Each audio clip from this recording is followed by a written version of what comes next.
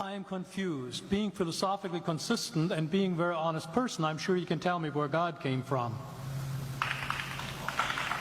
And in addition, once you've told me where God comes from, please try to clarify how you can figure that a spiritual force can have an impact on a material universe to create it. I think that some years ago we already talked about that kind of thing in philosophical circles at any rate, by posing the question, if angels are made of spiritual matter and a pen is made of material matter and spiritual matter displaces no space, how many angels can dance on the tip of a pen? I have a sense of sort of reversal experience here, but please do, go ahead. You got 5 minutes. Now, I just want to know which question. That's all right. You may take the rest of the minutes. We're supposed to do one question at a time. Which one would you like? That was part of the format for the debate. So which question? I want you to fill in the story of the rest of the beginning of the universe. God, spiritual matter, impact on material matter. Okay. So 2 questions. All right. Go ahead. All right, your question, where did God come from, assumes that you're thinking of the wrong, obviously it displays that you're thinking of the wrong God, because the God of the Bible is not affected by time, space, or matter. If he's affected by time, space, or matter, he's not God.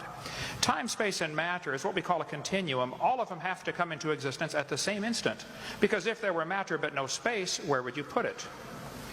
If there were matter and space but no time, when would you put it? You cannot have time, space, or matter independently. They have to come into existence simultaneously. The Bible answers that in 10 words. In the beginning, there's time.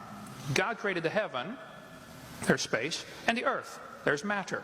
So you have time, space, matter, created a trinity of trinities there. Just, time is past, present, future. Space has length, width, height. Matter has solid, liquid, gas. You have a trinity of trinities created instantaneously, and the God who created them has to be outside of them.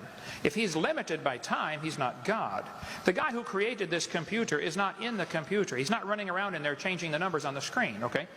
The God who created this universe is outside of the universe. He's above it, beyond it, in it, through it. He's unaffected by it. So the concept that a spiritual force cannot have any effect on a material body, well then I guess you'd have to explain to me things like emotions and love and hatred and envy and jealousy and rationality. I mean, if your brain is just a random collection of chemicals that formed by chance over billions of years, how on earth can you trust your own reasoning processes and the thoughts that you think? Okay, so your question, where did God come from, is assuming a limited God. And that's your problem. The God that I worship is not limited by time, space, or matter. If I could fit the infinite God in my 3-pound brain, he would not be worth worshiping, that's for certain. So that's the God that I worship. Thank you.